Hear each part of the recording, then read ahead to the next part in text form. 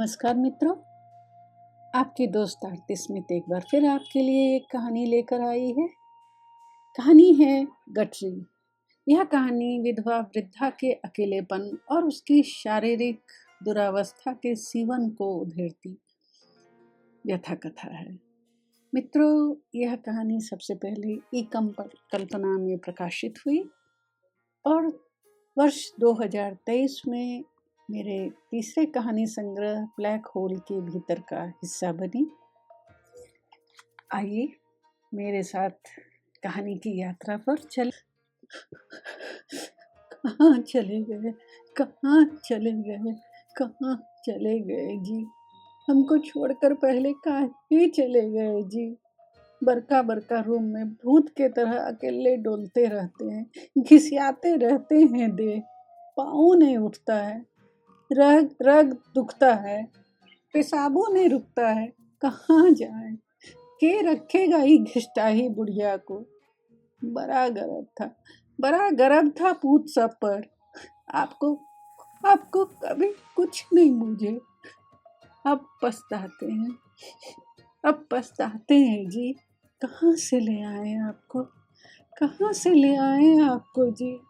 ए जी, कभी देखावो तो दीजिए ना जी। पति की तस्वीर के सामने दिया जलाती हुई फूट पड़ी वह। जी चाहा तस्वीर सीने से लगाकर धार धार रोले। हो जाने दे खाली समंदर, पर कमबख्त आंसू भी बर्फ की चट्टान हो गए थे, जम गए थे किसी कोने में। लाल पीली साड़ियों और खनकती चूड़ियों ने नाता तोड़ लिया था।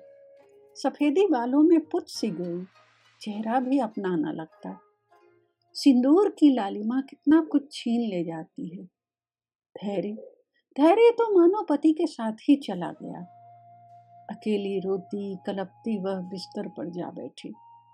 पूरे कमरे में नजर दौड़ाई, कुर्सी, टेबल, चौकी, फ्रिज, पंखा सब मुंह लटकाए मातम मनाते से लगे तो नजर छत पर टिका दी। बिस्तर पर परे परे वो भी तो छतें निहारा करते थे। कितना लाचार हो गए थे। डॉक्टर कहा था उठा बैठा कर खाना पानी दीजिए, नहीं कर सका कोई। लेटे लेटे खाना पानी से जी जुराता है किसी का। बस दबा निगलते रहे। नए खाना चाहते थे तब भी जबरदस्ती घुटाया जाता था। बिना बीमारी का 100 बीमारी पकड़ लिया। सभ्य कंपाउंडर के कहने पर चलता रहा। हमारा बात नहीं रखा कभी। और वो मुझौसा डॉक्टर ऐसे बोल दिया कि छूत का बीमारी है। और बिट्टू के कहने पर हम भी कैसन औरत कि साथ में सुतना बंद कर दिए। अकेला इतना बड़का रूम में रात रात भर रिड़ियाता रहता था। हम भी तो बुढ़ापा में गूमूत करते थक जाते थे। वो तो तर गए, सरक गए। हम बुढ़िया पापन, हमको रात बेरात देखने वाला के। आजकल गला भी कितना सूखता है। अब पलंग से उतरकर टेबल तक जाने में भी भारी लगता है। वो जैसन भी थे, बोली का खराब थे, लेकिन जब तक हाथ पैर चलते रहा, हम चाय पानी का सुख पाए। मन होता था तब कुछ बनाइयो लेते थे। तब हमको फटनी झोंकता था खाने में। अब हे प्रभु, उसने धरती तक पैर के अंगूठे को पहुंचाने की कोशिश की ताकि धीरे धीरे खिसक कर पूरा पैर जमीन पर टिका सके। खड़े होने की कोशिश में रूंधी आह निकल गई मुंह से, मगर टेढ़ी कमर तुरंत सीधा कर उठ पाना आसान न हुआ। हथेली से दबाव बनाकर जी हलकान करती हुई उठ खड़ी हुई और टुघरती हुई डाइनिंग टेबल की तरफ बढ़ने लगे। अब 2 घोंट पानी नहीं पिएंगे कि छट से पेशाब लग जाएगा। और बाथरूम जाते जाते तो हे प्रभु, हम उनको घिनहा कहते थे, अब हम ही घिनाही हो गए। जवानी में जो मारपीट किए, लेकिन लेकिन बेटा पुतहु तो धीरे धीरे अपना मकान बना बना कर किराया कर लिया। फिर चौका तो वही संभाले रहे। जब तक हाथ गोर में जान रहा, वो किसी का भरोसा करके नहीं बैठे। अपने भी खाते पीते रहे, हमको भी खिलाते पिलाते रहे। हम ही कभी बड़ाई नहीं किए। वो लंचाते हुए भी कितना न कितना चीज बना लेते थे। हम उल्टा गुस्सेबे करते थे कि काहे इतना पसरन पसारते हैं। बाद में तो वो पसंद का चीज खाने के लिए तरसिए के रह जाते होंगे। जब से घर में खाना बनाना बंद हुआ, कभी कुछ करना भी चाहते थे तो हम ही बर्बादी के डर से मना करते रहते थे। आज बुझते हैं, जिंदगी भर का खाया पिया मुंह सीके नहीं रह सकता है कोई। उनको उबला सब्जी पसंद था। पुतहू के हाथ का तेल ढरकर तरकारी से कलेजा में जलन होता था। लेकिन बर्बादी के चलते हम ही जबरदस्ती खाने कहते थे। हमारे नजर लग गया उनको। वो तैयार होकर रहना चाहते थे। त हमको चिढ़ काहे होता था? हम भी तो क्रीम पाउडर करते थे। आप पछताइए कि क्या कर लेंगे। हे प्रभु। वह अपने आप से बतियाती टेबल से सटी नक्काशीदार काठ की कुर्सी पर आहिस्ते से बैठी। कांपते हाथ से पलटे हुए स्टील के ग्लास को सीधा किया, ताकत लगाकर जग उठाया और पानी उड़ेला। कांपते हाथों में थरथराता ग्लास होठ तक पहुंचा। एक घूंट पानी गले में उतरा। आंखों के सामने पानी पानी करते पति की बेबस आंखें घूम गई। अतीत की सेज पर औंधे मुंह सोए वे दर्दीले दृश्य जाग उठे। एक करवट लेटे रहने के कारण आंख दबी दबी रहती हुई सी मुंद गई है। कोर हौले हौले तकिए पर खारा बूंदे गिरा रहे हैं। गाल भी दबकर काला पड़ चुका है और लिटाए लिटाए खिलाने पिलाने के कारण गला और गले के पास का तकिया भीगा रहता है। पति दवा की गर्मी की जलन से पानी की तलब लिए तुतलाकर बमुश्किल पानी मांग पाते हैं। आधा मुंह भी दबा है, उसके साथ जीभ भी। टेढ़े मुंह में चम्मच से खाना या गिलास से पानी पीने की इच्छा कभी पूरी नहीं हो पाती है। मुंह भी उस कोण से खाने पीने के कारण टेढ़ा होता जा रहा है। अव्यवस्थित देखभाल के कारण वे आखिरकार परिस्थिति से हार मान लेते हैं, भूख साध लेते हैं और प्यास भी। कभी कभी आकुलता बढ़ती है तो टेरते हैं, पानी पानी, मगर पी ना पाने के कारण आंखों से पानी ढरक जाता है। तब दम लगाकर झल्लाते हैं, हटावो हटावो, नहीं पीना चाहिए, हटावो। वह भी झल्लाती है, नहीं पीना रहे छो तब मांगे काहे छहो, खाली हमरा परेशान करेला। दृश्य उसकी आंखों में समाकर विलीन हो गया तो विषाद फिर प्रलाप बनकर लौट आया। हमको माफ कर दीजिए जी, हमको माफ कर दीजिए, हम आपका दुख नहीं बूझे। ए जी सुनते हैं ना, ए जी सुनते हैं ना। उसने साड़ी के आंचल के कोर से चेहरा पूछा। बड़बड़ाती रही, अब क्या होगा सोचकर हम तो लुट गए।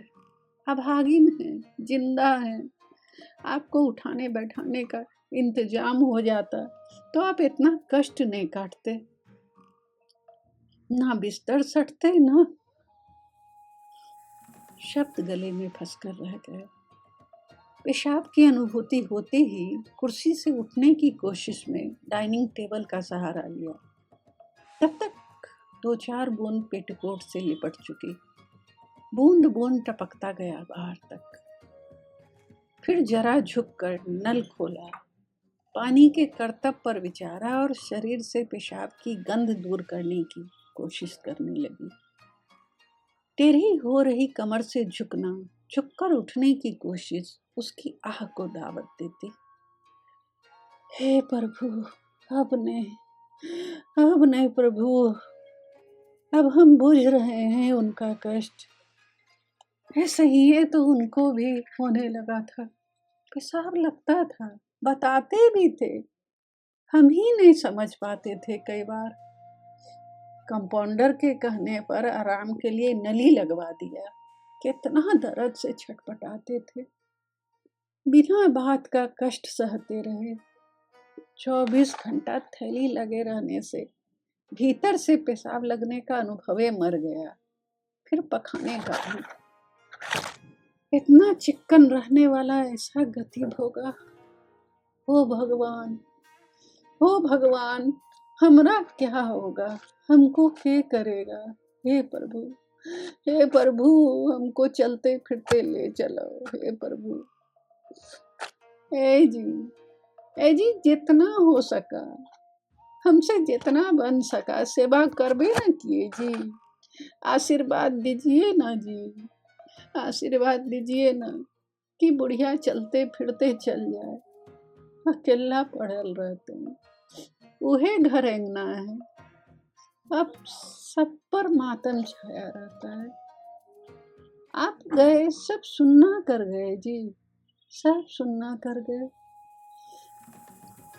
वॉकर खिसका कर वह आंगन में रेलिंग से सटी पड़ी कुर्सी पर बैठने लगी तो एक बारगी लगा बगल वाली कुर्सी खड़की। उसने आंगन निहारा, बरामदे पर नजर दौड़ाई, कहीं कोई नहीं था। शाम धीरे धीरे आंगन में बिछने लगी थी। उसे लगा गोधूली तो अब उसकी जिंदगी का हिस्सा है, उठकर भीतर क्या जाना। बैठी रही चुपचाप, सड़क किनारे निहारती रही। हवा का शरीर छूकर गुजरना भला सा लगा। सड़क पर आते जाते लोग और गाड़ियों की चिल्ल पौ भी भली भली सी लगी। कमरे में अकेलेपन का सन्नाटा अधिक बरसता है, उसने सोचा। सोच उड़कर फिर अतीत के डाल पर जा बैठी।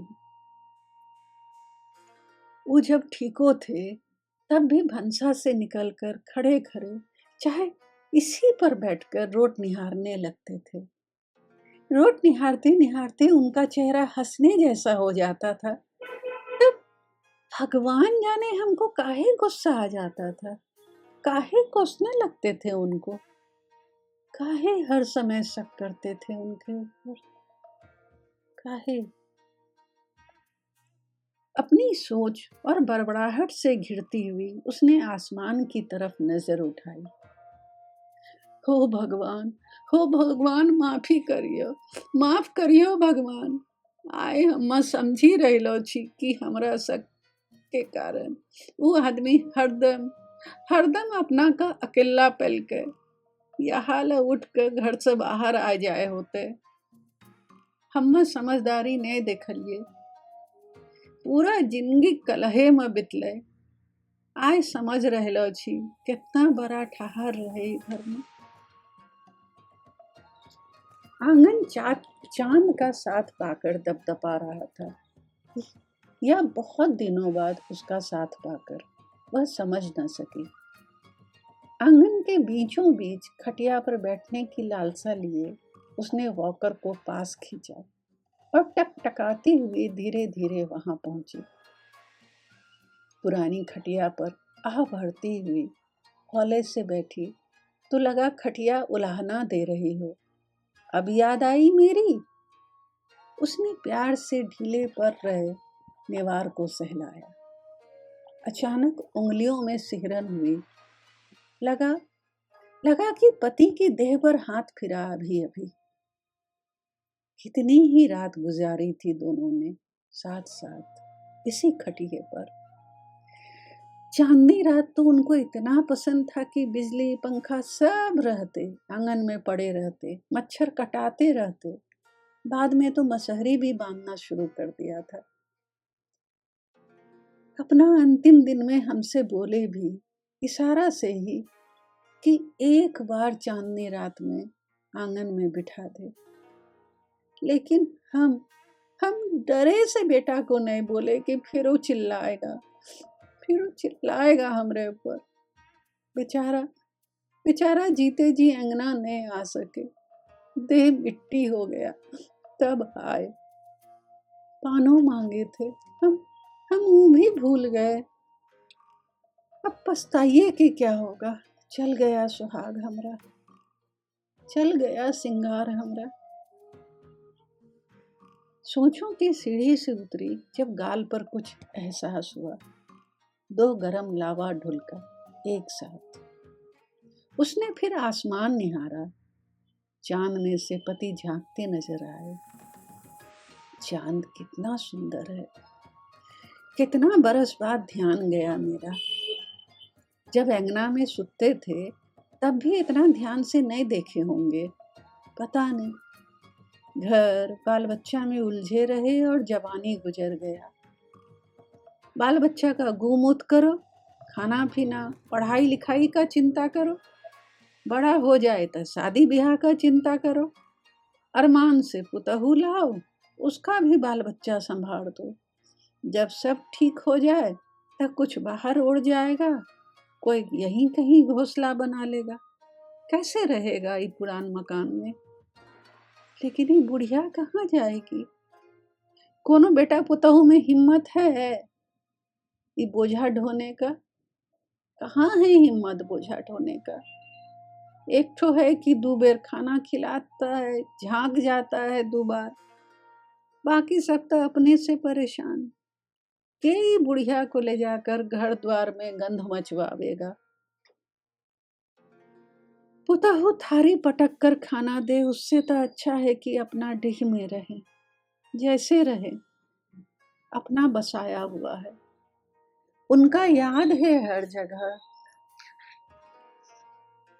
आंगन से ठीक सामने रसोई घर का दरवाजा सटा पड़ा था। उसने फिर हिम्मत जुटाई, धीरे धीरे उठी और वॉकर के सहारे चलती हुई रसोई घर पहुंची। दरवाजा खोला, बत्ती जलाई, प्रणाम किया, फिर बुदबुदाती हुई पलटी। 24 घंटे जगमग करता भंसा अब 2 बार खुलता है। भंसैया ले गया ऊपर, उसी को शौक था खाने पीने का। वह बनाने वाला नहीं था तो अपने बना के ले आते थे, तरह तरह का चीज। कितना चीज बनाते थे, टुकड़ों हाथ से कर लेते थे। अब तो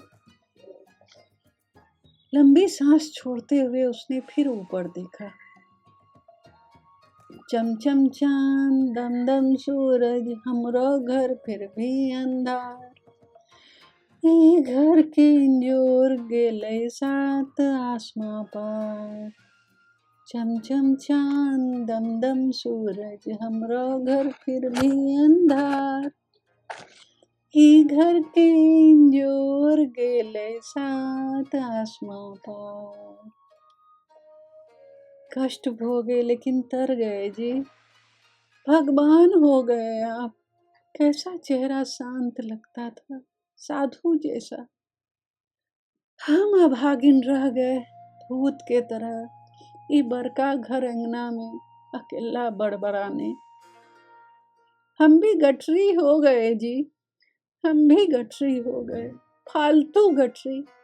आप तो बोल कर गए, देखना हम मरेंगे तो सब इकट्ठा होगा।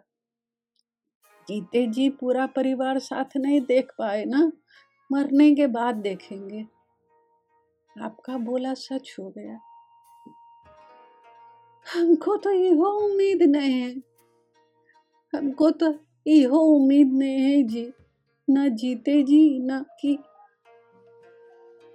गरम लावा एक बार फिर ढुलका और चांदनी जल गई। धन्यवाद मित्रों।